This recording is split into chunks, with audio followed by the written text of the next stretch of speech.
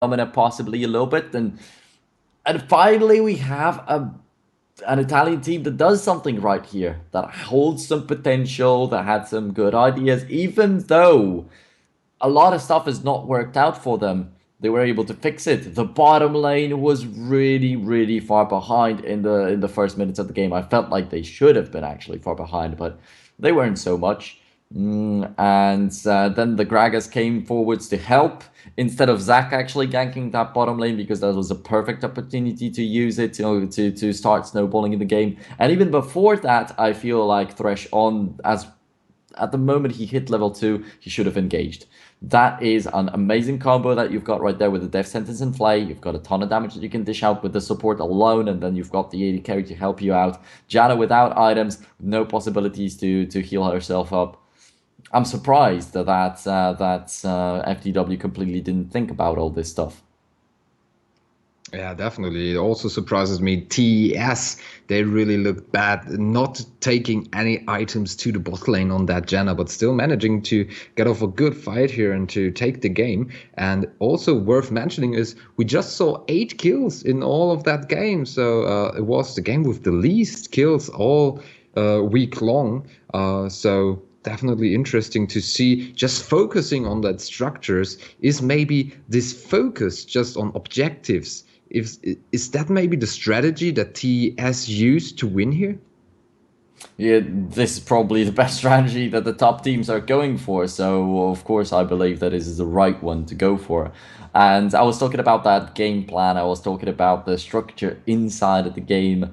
And we finally do get to see that. TES with amazing momentum, always just keeping up the tempo. When they have a possibility to do something, they always do that. And from the 20th minute already, they had amazing map control with 4 control wards around the Baron pit. That's a huge number, and some teams don't even go for that because some players decide that it's better to just finish their builds. Not everybody has wards. And in the meantime, when you take a look at LCS players, you always have 1 ward in everybody's equipment. And that's what the ES have shown us right here. That's good. That's good. Huge props to them. And I expected at least from an Italian team in this tournament after seeing how they've done this far. So these guys could actually upset completely and maybe even take the first place spot in this group. But then Bulldog, we did not get to see how they play against iDomina. Is iDomina also similar to TES Gaming, and are they going to come down from the losers brackets to go for a fully Italian finals in this Group D? I don't know.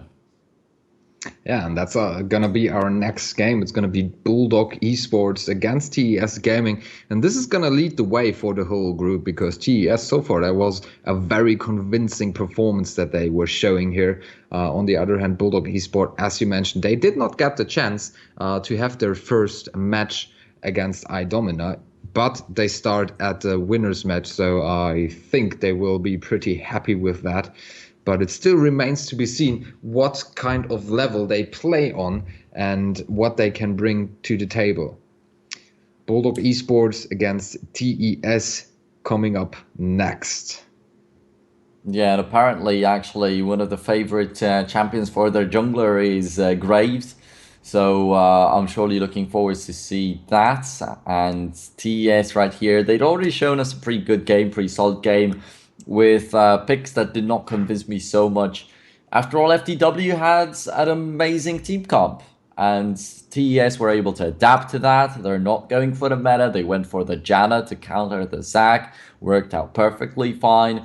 Other than that, we did not really see like clutch plays from that Janna, so she was focused a lot about just shutting down the Zac, and not much more than that. But it's nice. It's nice to see. Some teams just don't do that. Some teams just think very selfishly and play whatever is best for them, their favorite champions, or whatever is best for the meta at the moment. Not a lot of people actually adapt to the game and play around it. And once again, that makes me come back to eSoba, who against a team that was invading their own jungle, they did not go down to try and fight them. They did not just stay put. They actually went into the enemy's jungle to counter them completely, to put down the wards, to control that jungle. And that I feel like is what TES have shown us right here. but in a little bit of a different iteration. I feel like they would be capable of doing the same kind of thing as eSoba. Yeah, definitely. Also going back into that game once more, talking about the team compositions again. So Gragas and Jenna, what do you think about those two particular picks? Because they were standing out to me at least. Well, after all, you could see two different situations in which this Greg has failed. Like Clap missed his flash body slam completely in the middle, then he missed his explosive cask immediately after. And then he was goofing around a little bit in the base, giving up the one and only kill that their enemies got. So imagine him playing like maybe a little bit more seriously, maybe having a little bit more luck, just simply doing a little bit better. That's the thing we were talking about Euronics.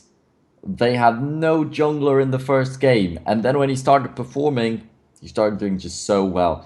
And he was one of the reasons why they took the first place in yesterday's group. Right here for TES, they already look like a very full team, and they could be even better because I feel like they were maybe some people were not taking it as serious as they should sometimes. So yeah, looks nice. It looks Yeah, nice maybe if for they listened TES. to us, they did not even think that they would stand a chance here in this group. So maybe we were kind of demotivating them. But still, now they might feel that they definitely have what it takes in order to compete here.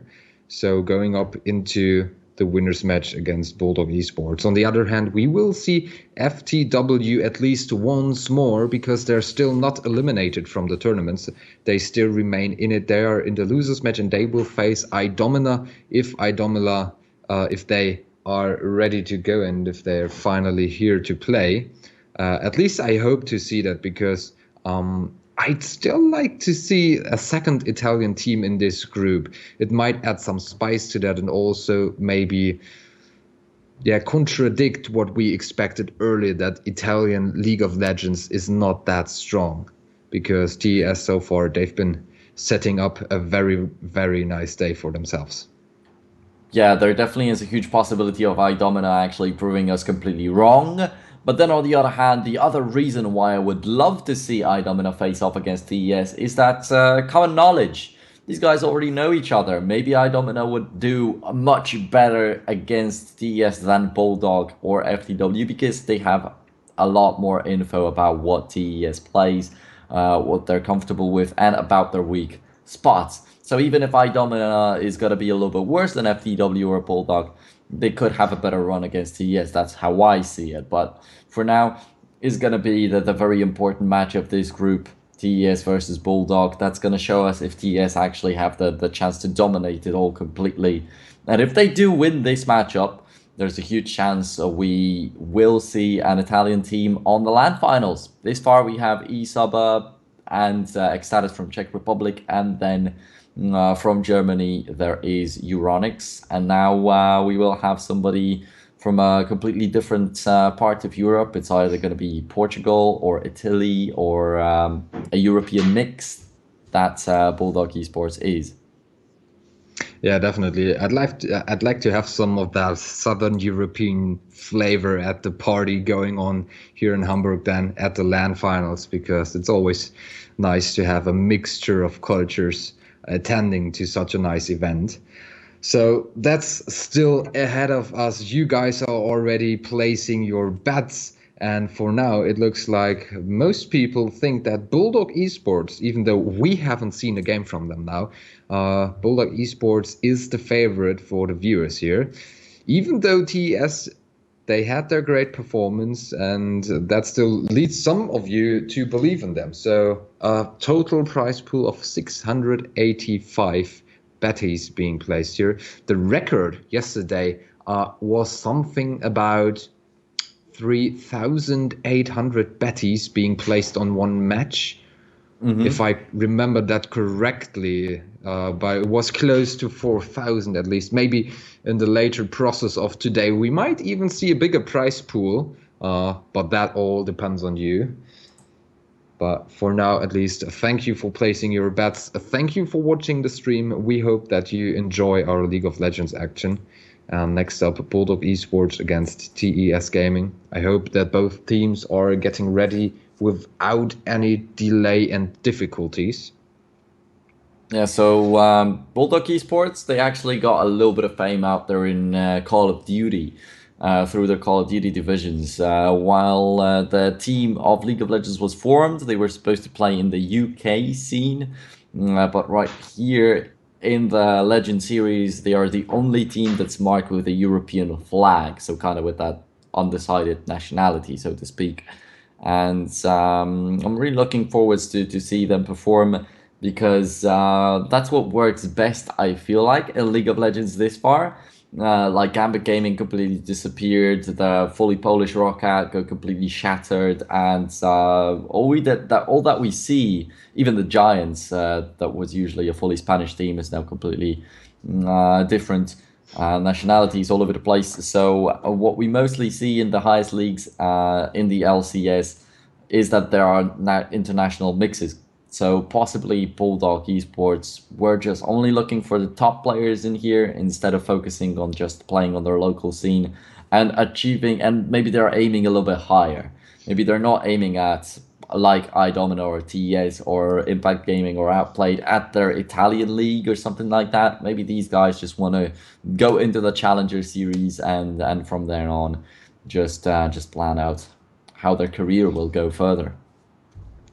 Yeah, but still, if it's a little bit of time for history of the teams now, let's talk about TES. So they started off as an StarCraft 2 gaming clan, and then they became a multi-gaming clan, and they themselves consider them to be the best clan in Italy. So maybe we've missed something there because we considered Outplay to be one of the best. TES themselves, they consider themselves to be pretty darn good.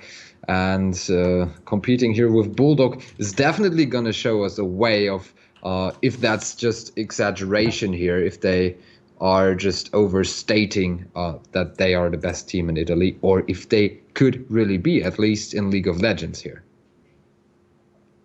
Yeah, for the Italian leagues out there, possibly the standings will just completely change throughout the season. So, basing them on their placement in the league at this exact moment might not be the greatest idea. But then, still, at the end of the day, it just shows that they're on a similar level if they're able to lose some matches, if they're not dominating it, like you had. Even in the highest league, you had some teams that went 18-0, and then you could see that they're the clear favorites. They're the ones to face off against the Koreans. They're the ones to have a chance in these matches. So TES, if they cannot dominate their league, it's hard for us to say that, yeah, they're going to be the best in this tournament because they're probably the best Italian team at some point right there. But if the best Italian team is just like 1% better than the second best Italian team, it doesn't really mean much. But TES in here, indeed, at least for now, showing me that they know what they're doing, that they're smart in their gameplay. So I love it. Yeah, definitely. So far, I feel like every group over the course of a day, they were establishing a meta game for themselves. So far, we have seen a lot of, well, we have just seen one game today, but are we expecting a lot of Gragas and Jenna today just because we haven't seen that in the last days? But you know what I'm talking about is that every day we've seen something special in these groups. So the first day it was Graves that was picked very often. I feel like yesterday it was going a lot about the junglers. We've seen a lot of Lee Sin and Ivern yesterday. The day before that it was just about controlling the game. So if we were talking about such a meta game here in this group D, what could that possibly be? First of all, I don't really think that the Gragas and Janna is going to be a thing for the entire time. Janna was a very situational pick right there. There are many other better supports that you can go for, and they mesh better together with the AD carries. But Gragas definitely could be a thing. If it's just a favorite champion for one of the players, then he's of course going to be picking it over and over again until it needs a ban. So yeah, that's a thing. But as I mentioned, like for one of the players, the favorite jungler is Graves, and there's a possibility that we're gonna get to see that brought up by Bulldog eSports right here. And then maybe TES will have to adapt a little bit more. Maybe they'll have to go into something completely different. Maybe they'll find themselves lacking some damage in one team comp. But for now, it seemed like that Ari was more than enough, and Caitlyn was so confident in herself that she could actually dish out all the damage, especially with the Janna support, giving out, of course, the Eye of the Storm that raises your AD, and that means more damage simply. So maybe at some point, if they don't feel so confident in their bottom lane, or maybe they're gonna have to pick a little bit more passive of a mid laner, we're gonna get to see some more damage heavy jungler. It's not going to be a Gragas, but for instance, a Kha'Zix or a Lee Sin. And that Lee Sin, mind you, was banned. So there's a big possibility of that showing up still. So, yeah, it's hard to say. And I don't think that we're going to get to see that one champion completely abused in the entire group.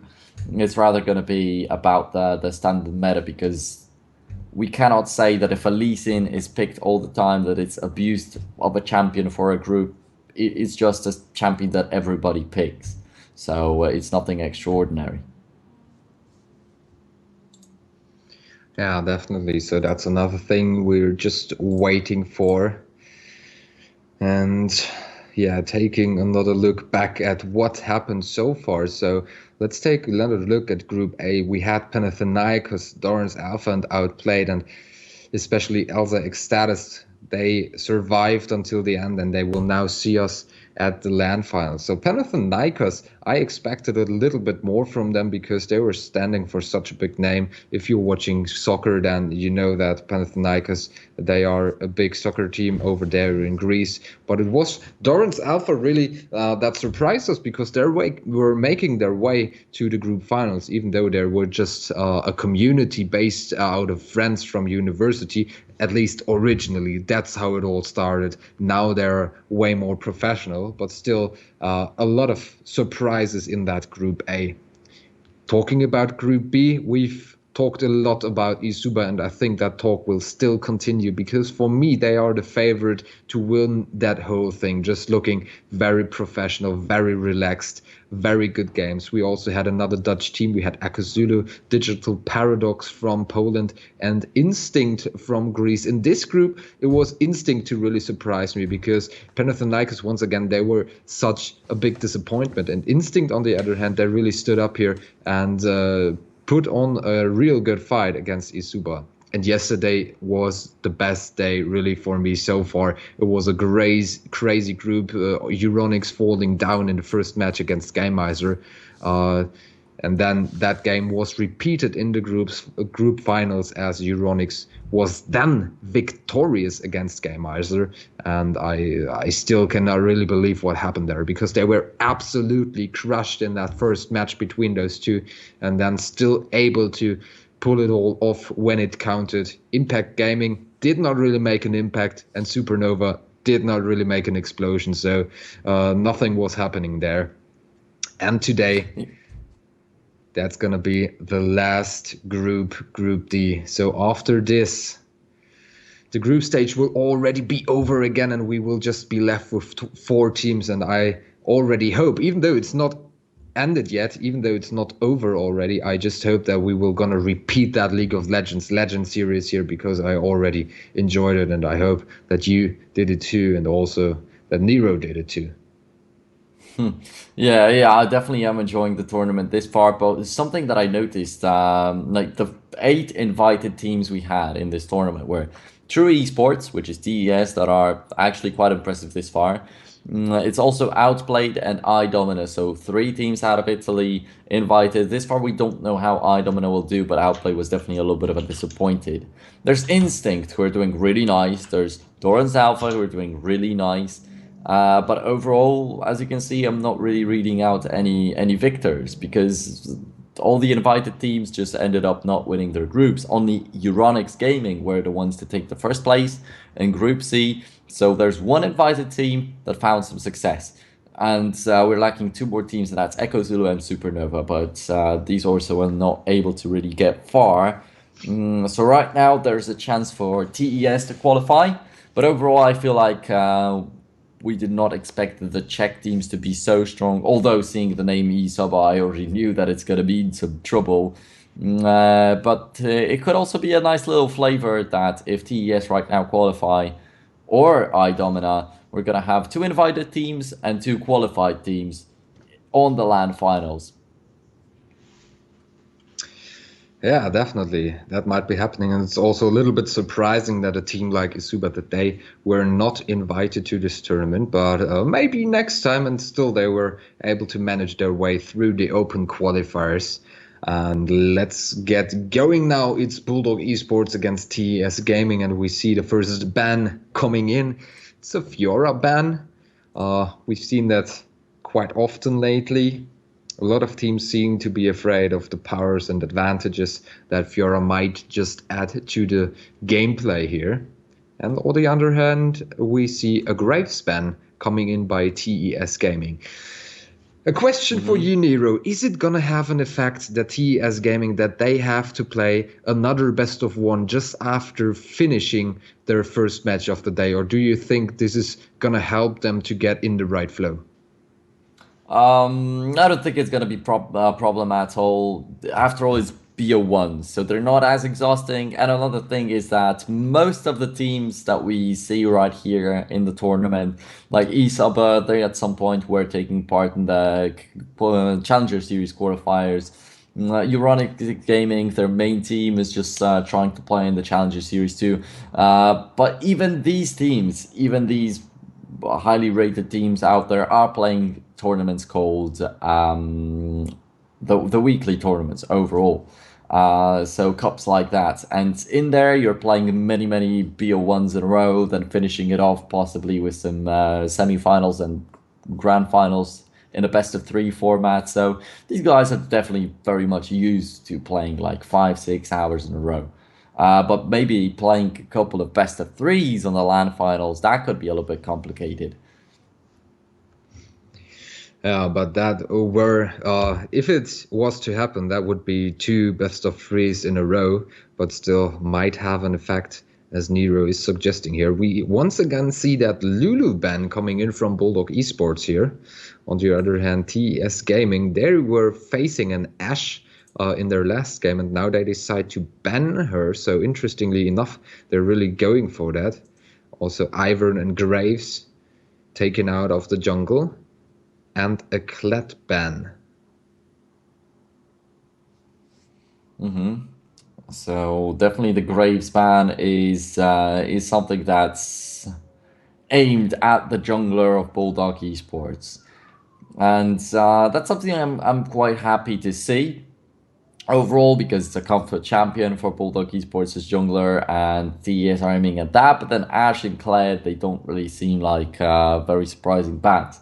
Fiora, though, on the other hand, is a very strong top laner, goes for the skirmishes, but I feel like TES don't really need her.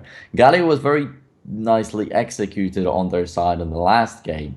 And once again, he did not have like huge impactful ults, but these ults have done what they were supposed to. One time he ulted and he just knocked up a single person, but that was a very victorious team fight for them. So overall, I just don't feel like he had enough possibilities, opportunities to even use that ultimate, because simply TS rolled over their enemies, and FTW were so pushed into their base that they couldn't even give up any more kills. They didn't get caught out. They didn't get picked out.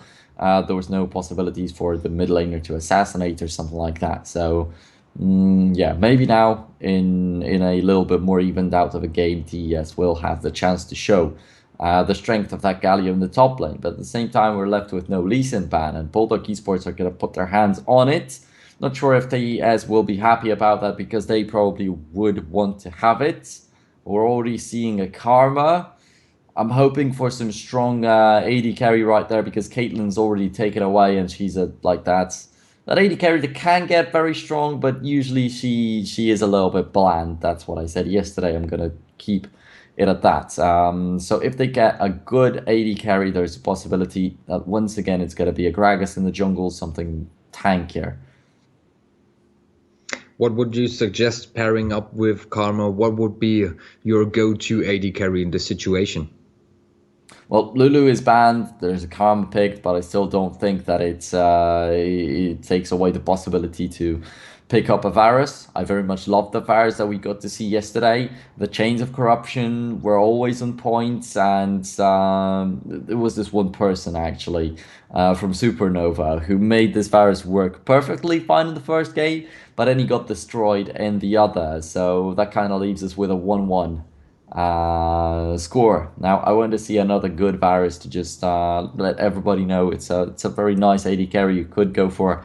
But other than that, I'm wondering about the possibilities because we saw some Lucians, because we saw some Jins, but I don't feel like these are the go-to champions that TS will decide to pick up.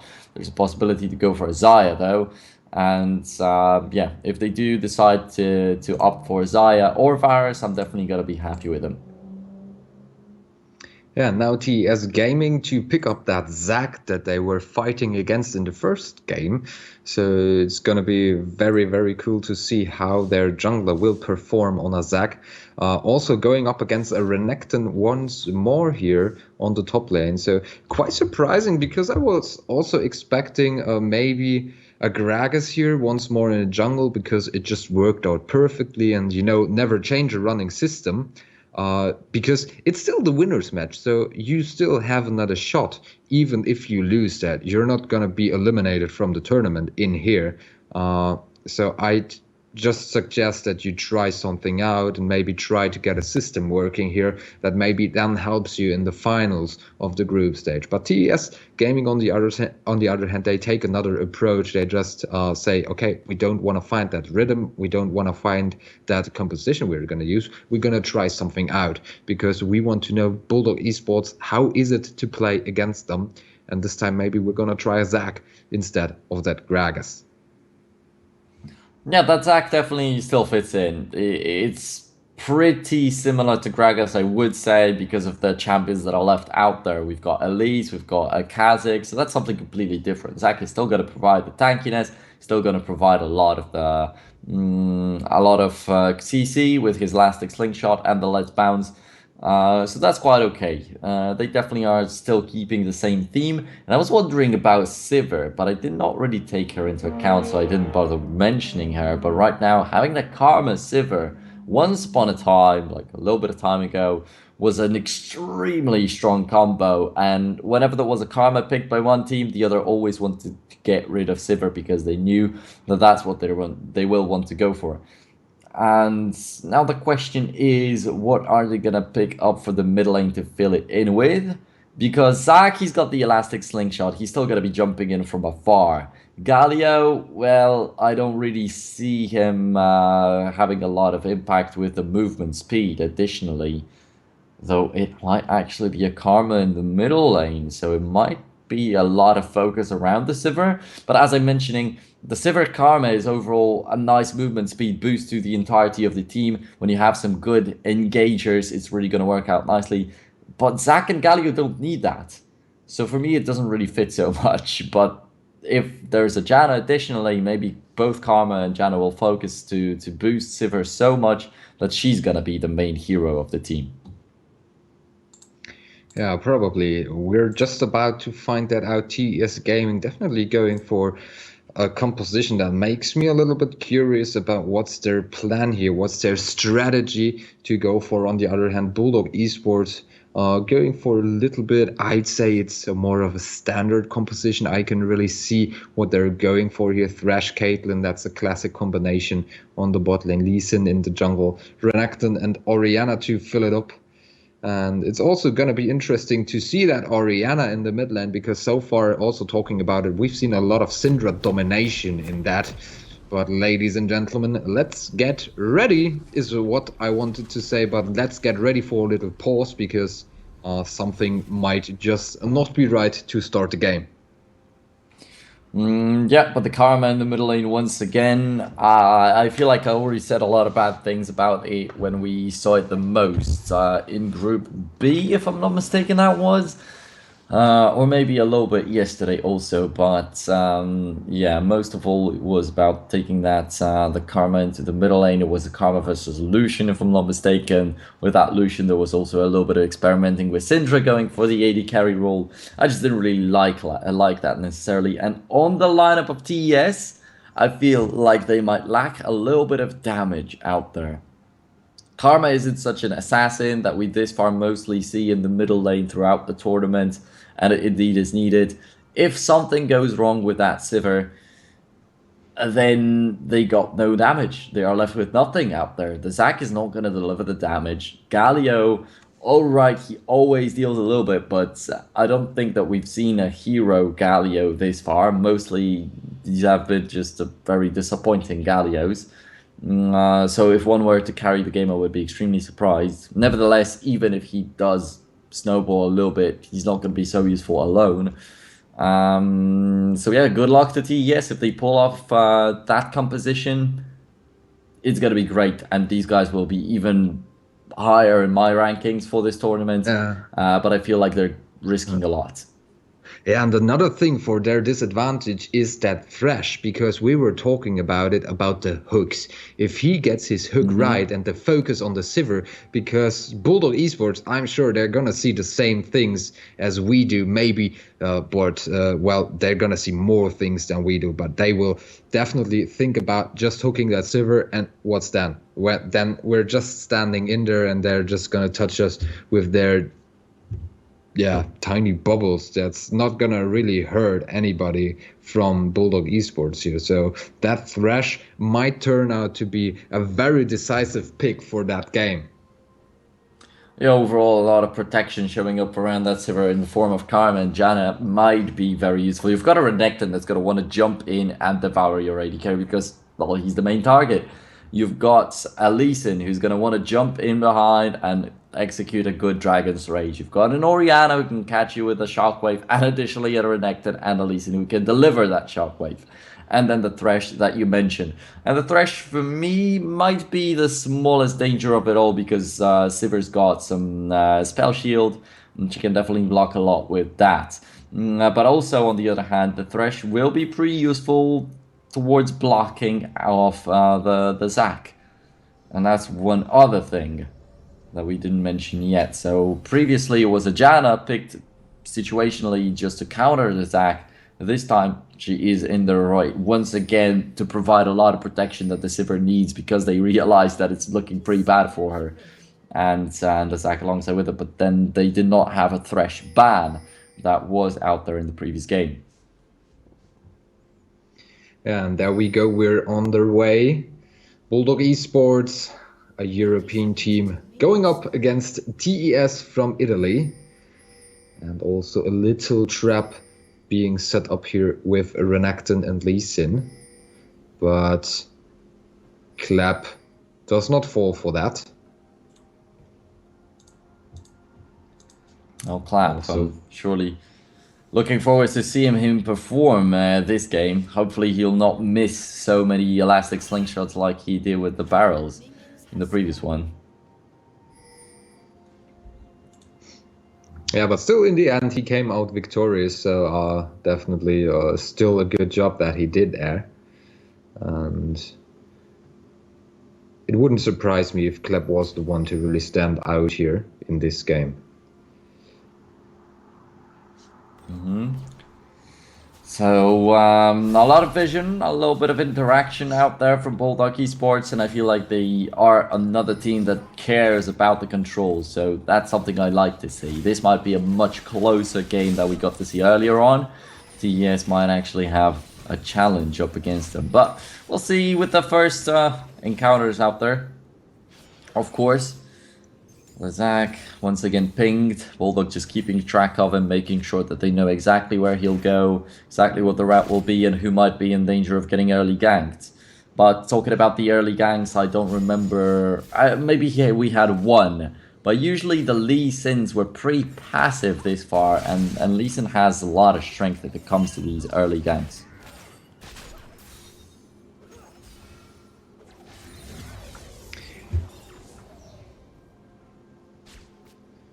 So far, nothing too early, too scary is being prepared here as Zac and Lee Sin, they're both in their own jungles, just getting set up for the fight. On the top lane, we've seen some action already. Renekton been devouring a little bit of Infinity here. And their skill going at it. Now Lee Sin is going for the counter jungling.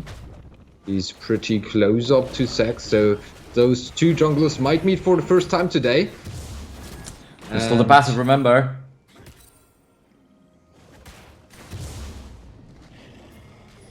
The blue buff is easily taken here by Jet.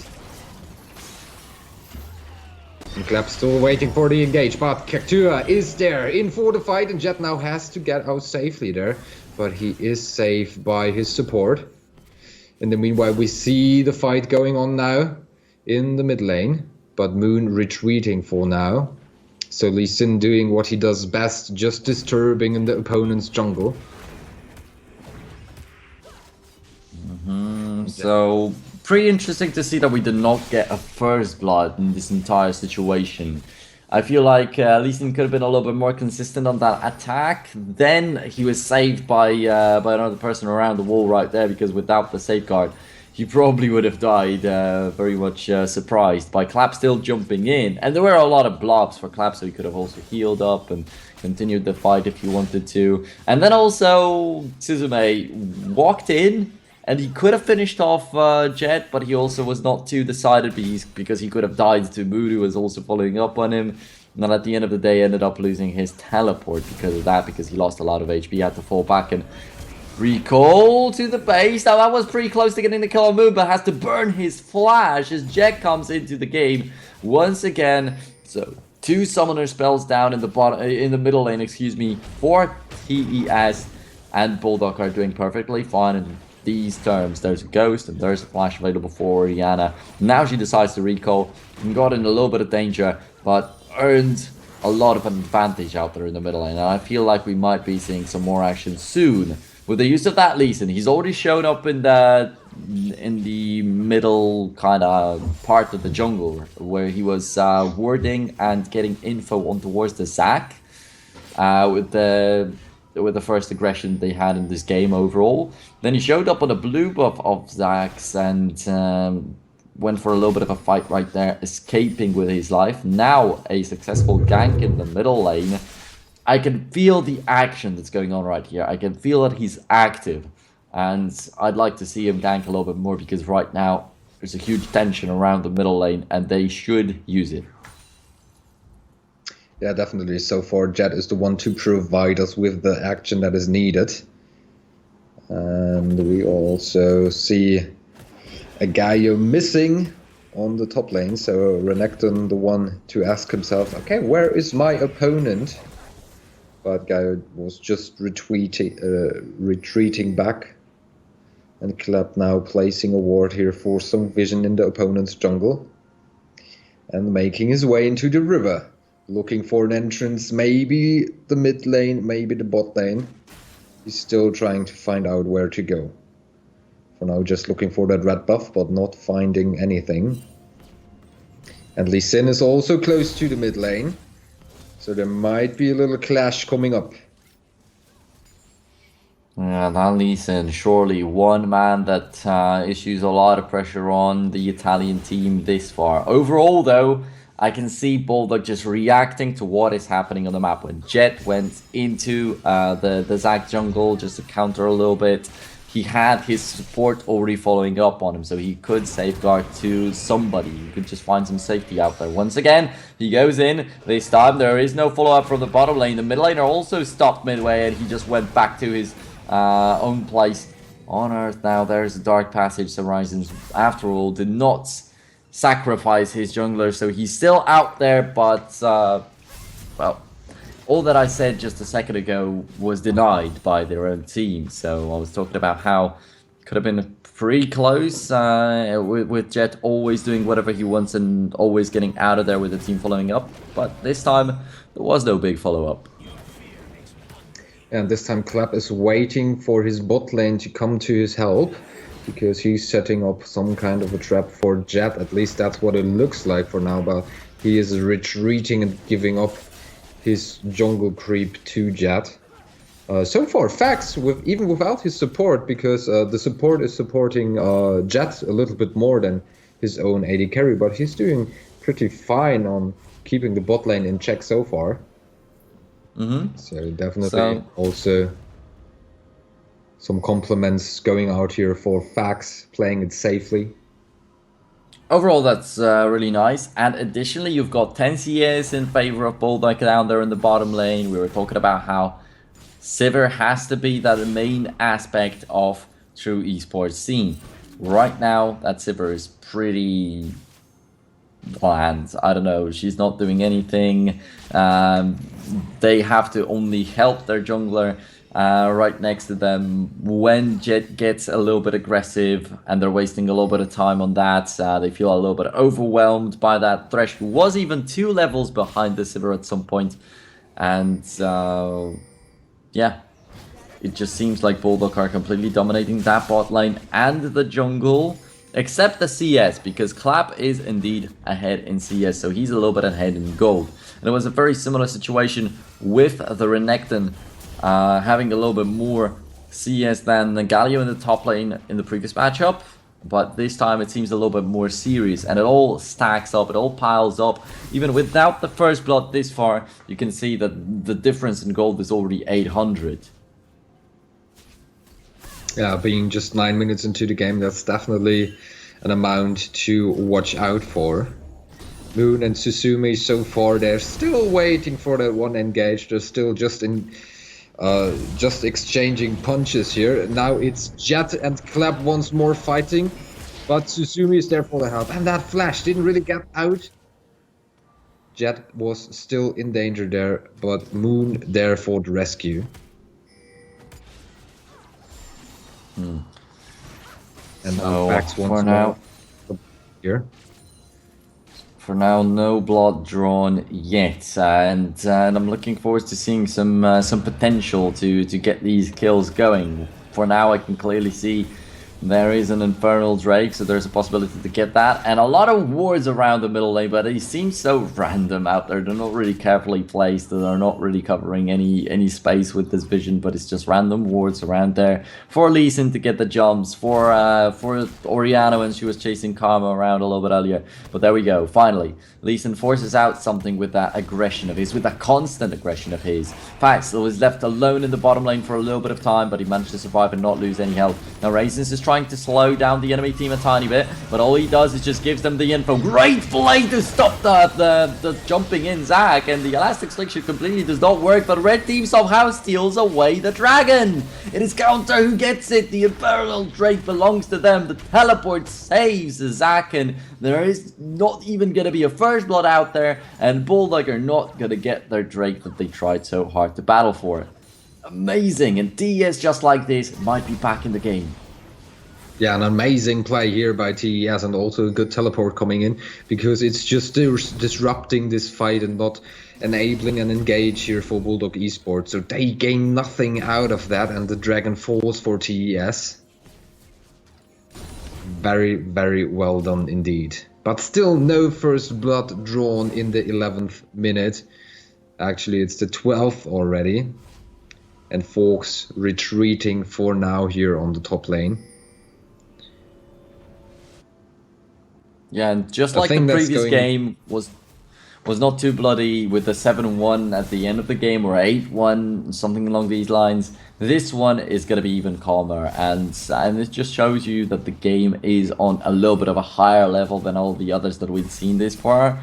Sometimes these have been bloodbaths with 30 kills on one side, 20 kills on the other. The teams were not really focusing on like structures on the macro game, but were just fighting all the time to finally get a good enough team fight to allow them to finish the base of the enemy team. Or there has been a one-sided bloodbath where the team that was winning actually was just having fun and hunting for the players instead of trying to finish the game as quickly as possible.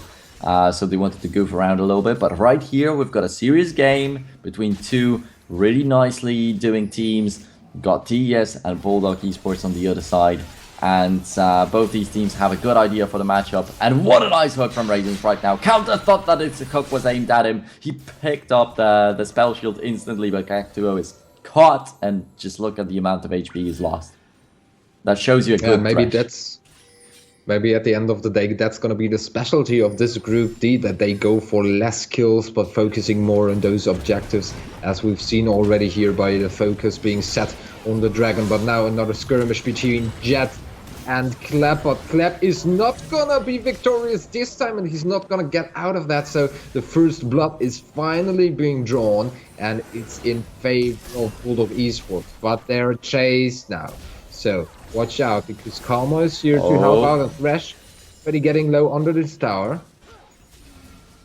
Raisin's actually missing his hook right there, but that could have brought them another kill even, maybe.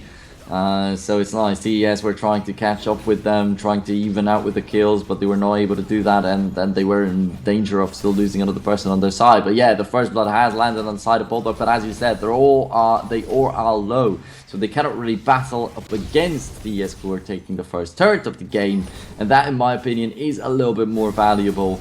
But we'll see if Bulldog can even it out quickly enough. Well, that's a nice and quick flash. The middle here. Yeah, Moon in a little bit of trouble, and another trapping setup, and the flash used offensively here by Cactua, and counter chasing for that frag on Jackson. He's gonna get him down, and Jet is a little bit too late to save the dare. There's a teleport coming in, but is that gonna be enough? No. Also Jet falling here with the double kill, and now Fox is all alone, but there comes the help of his supporter, and how much damage can he survive? So counter down by Fox. Nice teleport in the end, because he's gonna grab the double kill for himself once Cactua is falling as well. But is he gonna reach him? Yes. So he's gonna grab the double kill. In the meantime, though, Galio is using his time on the top lane, and let's watch a little replay of that dragon kill.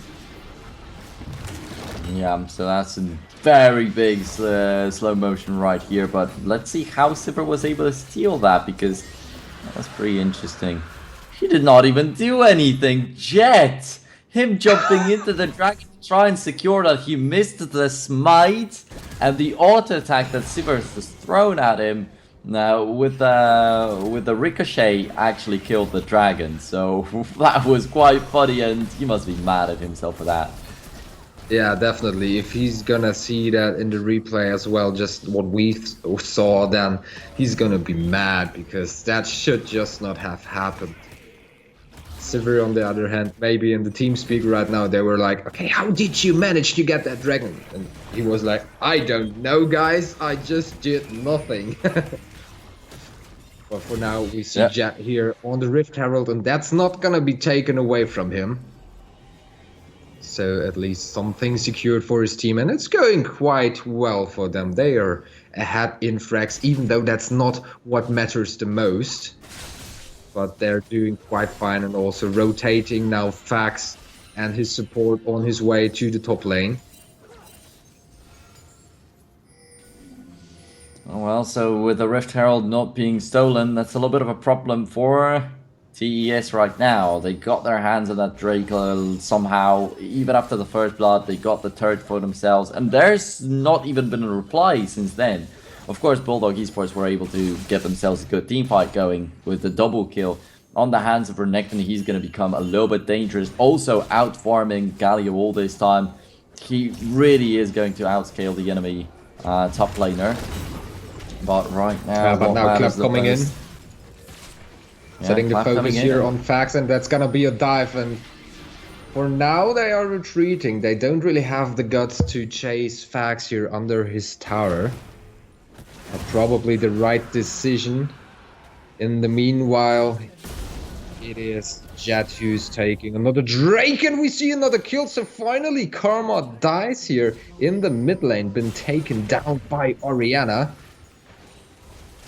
And this game turns out to be a bit more bloodier than we expected it to be.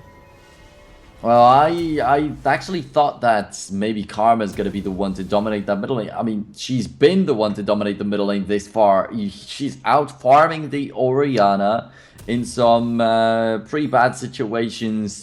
She was caught out, yet she was able to stay alive. Sometimes she was able to force out a lot of pressure on that Oriana and get close to getting the kills on her. But after all, it's Suzume that dies. It's a little bit disappointing to see. And the trade this time is taken by Bulldog eSports. With the Rift Herald, I said that it's going to be pretty complicated for TES because with the Rift Herald, they can actually push down some turrets. The turret in the middle has fallen after getting the kill on Karma additionally because that was already a little bit low on health. Now in the bottom lane, there is no HP on the turret. In the top lane, the turret is quite low. Now Bulldog eSports can just snowball it all down. But they have to make that move and they have to not be caught out and obliterated completely by TS while they're on it. So Bulldog up against a good opportunity. Yeah, definitely. But so far they have to be careful as Jet was caught a little bit here in the river, but being helped out by Raisins once more. I really like what I see by Raisins here. He's doing a very good job of keeping his teammates alive. And a red turret is falling in the bot lane even without the Rift Herald. Fox is also doing a great job for Bulldog eSports. He seems to be everywhere where he's needed. And the Rift Herald gets summoned in the mid lane.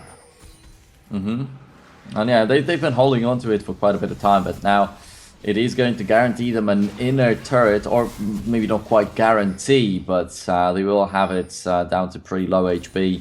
They still just have to push, really, that top lane a tiny bit to get themselves another one. It's already evened out. Fox is going to get taunted, but I don't really think there was a chance for TES to catch him. So they wasted a tiny bit of time with the bottom lane going after that Renekton, rotating over. When they realized they're not going to get him, they fell back to the bottom, to the middle lane, and in that meantime Karma could have been rotating to the top lane because they know that it's going to be the focus on Bulldog eSports. So now TES slightly losing the tempo, and when they are behind, it seems like they're getting a little bit confused.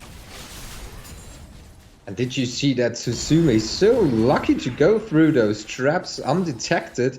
Because Caitlyn placed them very carefully, but somehow there was a little bit of space and Jet is being caught in the mid lane here by that Sivir that's so important to TES. And just looking at that, she's dealing a little bit of damage, so it's not too bad of a situation for now. Fox has to be careful because he's going up 1 against 2. Oriana is gonna come to his help, but there's also Zac for TES. So this might turn out to be an even team fight. Also, Raisins is here to help out. Oh, well, let's bounce right on top of that. A Galio, all good ideas. But once again, the Galio just leaves no impact. It didn't knock up anybody. Zac also was not able to do much, and Bulldog eSports are feeling quite fine in this one.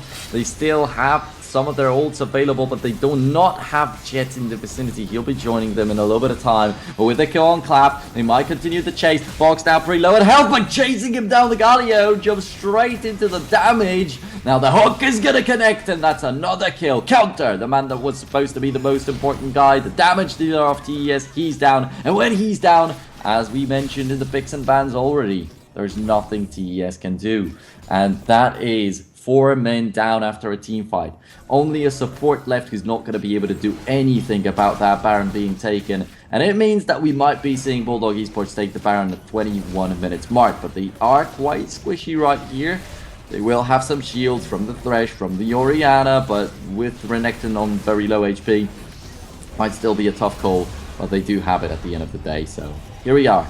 One team fight. And I don't know how it was actually possible for TES to kill Jet so easily in the middle lane right there. So I was quite disappointed by him getting caught out for no reason right there. But it forced out a team fight that might have won his team the game. So after all, he can feel quite happy about it. Yeah, definitely. And Bulldog eSports, they're shaping up to be in a very nice position now going up against TES here. They have the Baron buff. They are in front of gold advantage. They also have more turrets down so far.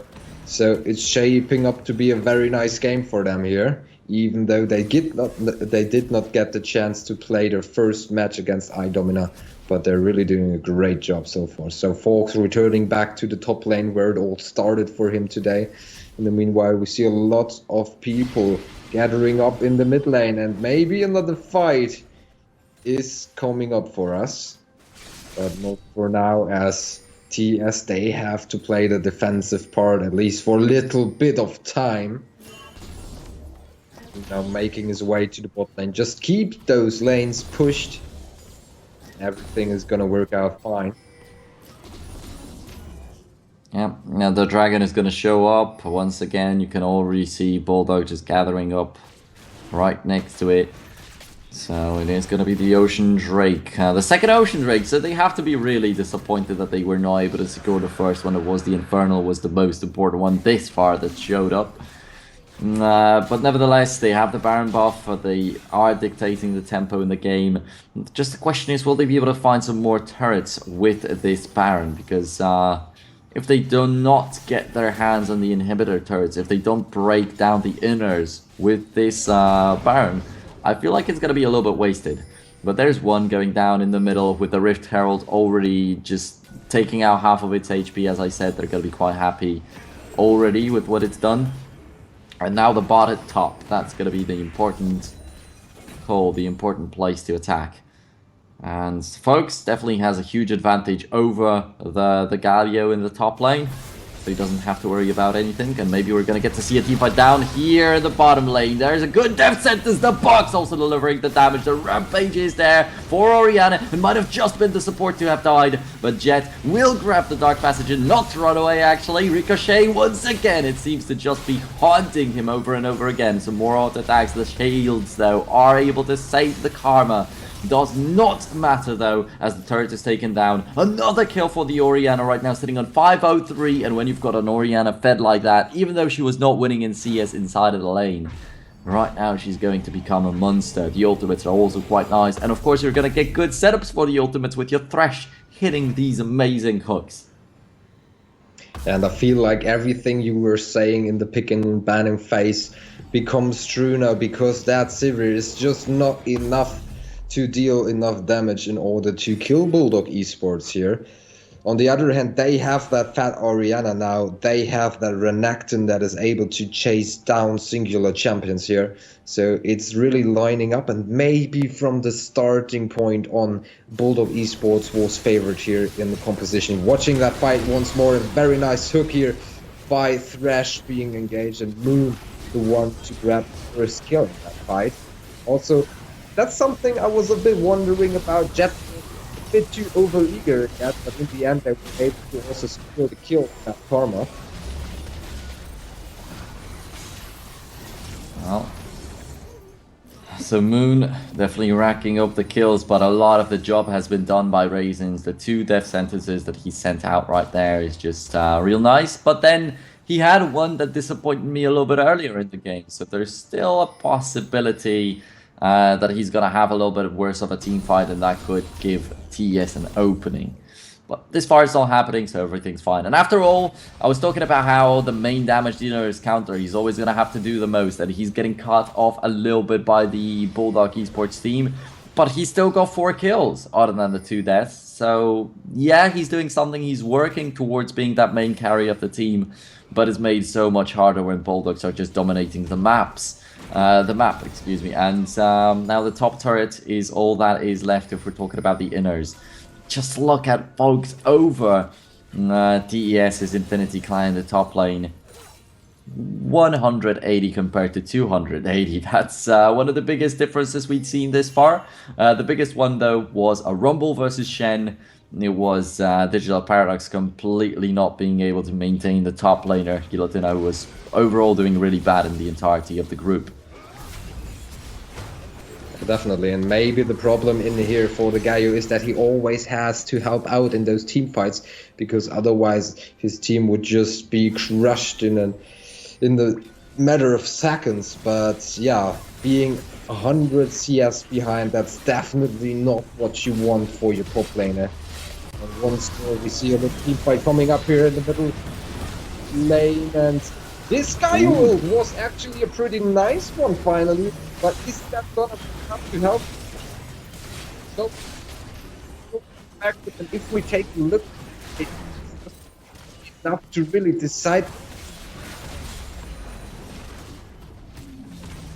So despite that nice Sky ult, it's still not enough for TS to really make a comeback here, and that's gonna be very difficult to fight.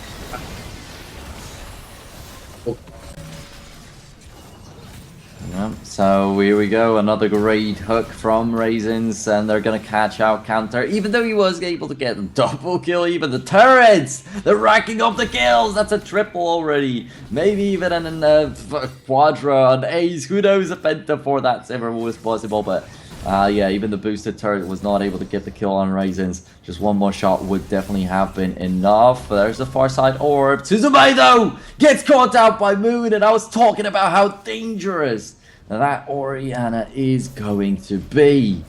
So yeah, once again, I feel like Bulldog are a little bit overeager, and that's been the story for many teams a little bit in other groups simply a little bit before. But the triple kill given over to Sivir might be a little bit problematic, although still on the other side, Moon still did not get shot down. The entirety of the team fight was well done by him. Moon is just hitting all these kills, and all of these kills are provided to him by Raisins. So this duo just works so perfectly well together. And it's not just about Raisins with Moon, it's Raisins with Pax in a bottom lane. Just making a successful bottom lane, not allowing TES's AD carry to farm himself up. And also, Raisins was always there for Jet to support him when that Lee Sin needed some help when he was invading the enemy's jungle. So this far, Raisins is the best support I think that we've seen this far in the tournament. Overall, there was one more guy that was doing just as good, or no, maybe not better, but just as good. But he was not working so well with the entirety on the team. He just had single situations where he was personally doing extremely good, but Raisins, he's just so good at fulfilling his role.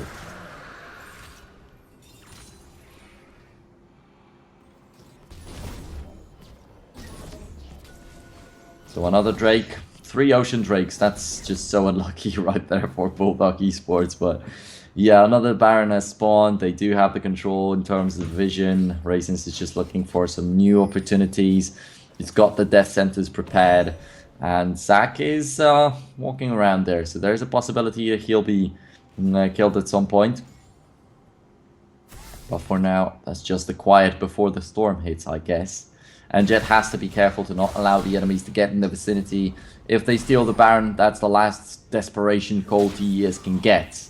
If that Baron is secured safely, then Bulldog eSports probably have it in their pockets already.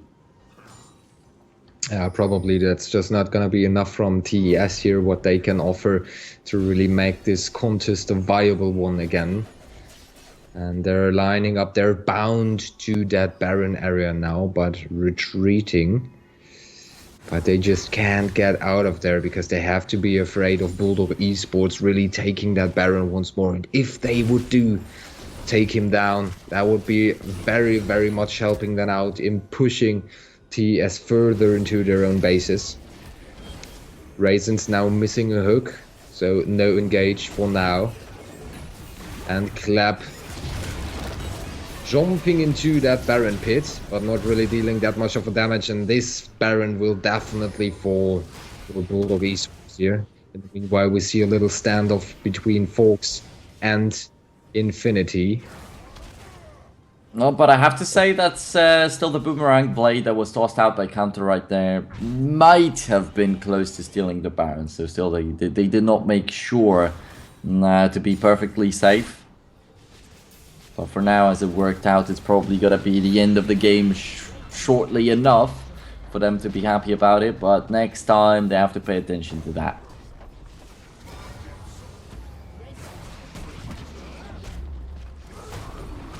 And it's just a matter of time until the Bulldogs turn into bulldozers and roll over their opponents here. Take another turret on top lane, so the inhib is free for them. And another nice, so coming in here by Thresh, but what's that? to even jump in like that. He still manages to get out safely, though. Way is now free for Jet and Fax to take that inhib here. But we Oh, have a little issue, so the game is paused right now. okay, wondering what is the reason of the pause right here, but you can clearly see that it's about to end. Already the super minions just flowing in, the fully Baron's team of Bulldog eSports in there. One more inhibitor just falls, so they will have a full set soon enough if they want to. Another good Galio, although, and that might be TES actually having a good team fight in here. Though Infinity Glide is going to have to get away from there. Cactua is going to be caught out and he's dead. Fax is still 100% on HP. That Caitlyn is doing really fine. Thresh is still chasing and looking for some more targets with his hook, but he's not going to be able to catch up with the Sivir. Does not matter though. It will still be the Nexus that is their target. That remains the main focus of Bulldog eSports team. And Infinity Cloud once again getting in and taunting a couple of people out there, delivering a lot of damage. So after all, it is possible for them to win the fight. And finally, the shutdown on the Orianna. That's the first death of the mid laner of Bulldog eSports. Another triple kill for Counter. And just like this, the Sivir's got 10 kills. That's the most in the entirety of the game. The Guardian's Angel's already on her. As you could see, Raisins could not catch up with Counter throughout the entirety of the fight, so he stayed safe. He knows how to take care of himself. Plus, even if Cactua dies, he's still got Suzume to help him out. And of course, on the hunt for the movement speed that he very much needs to be slippery as he is this far. And now the big problem is going to become the lack of 2 inhibitors. But the third one is still alive, and that's why TES still will be standing. Okay, so Nero, tell me, is there still something in the game for TES here? That's the big question for me. What is still on the line? Can they really make it? We see another replay of that fight.